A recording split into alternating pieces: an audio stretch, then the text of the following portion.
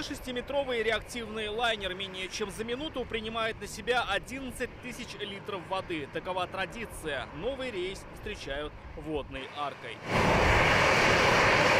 Это первый в истории прямой рейс Улан-Удэ-Казань. На борту 170 пассажиров. Ой, мы впервые в Казани, специально решили прилететь, посмотреть. Классно, что есть прямые рейсы.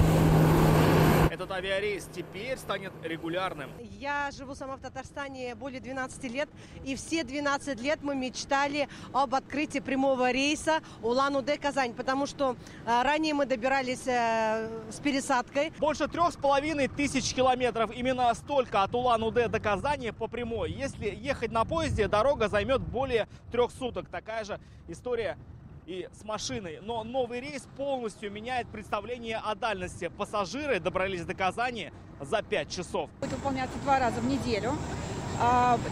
Из Казани он будет вылетать по понедельникам, пятницам. Из Улан-Удэ, соответственно, вторник, суббота из-за разницы во времени. Рейс появился благодаря программе субсидирования со стороны Татарстана и Бурятии. У нас теперь в 2 таких крупных направления на Байкале есть рейсы и в Иркутск, который мы открыли пару лет назад, и, соответственно, вот сейчас уже Улан-Удэ. Теперь пассажиры могут летать и транзитом с пересадкой в Казани.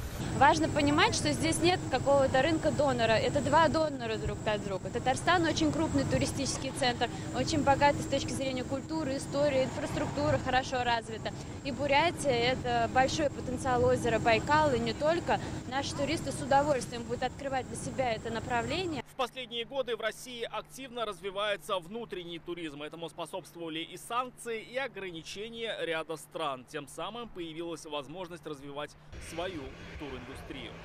Рамиль Шайдуллин, Алмаз Зиединов, ТНВ, Казань.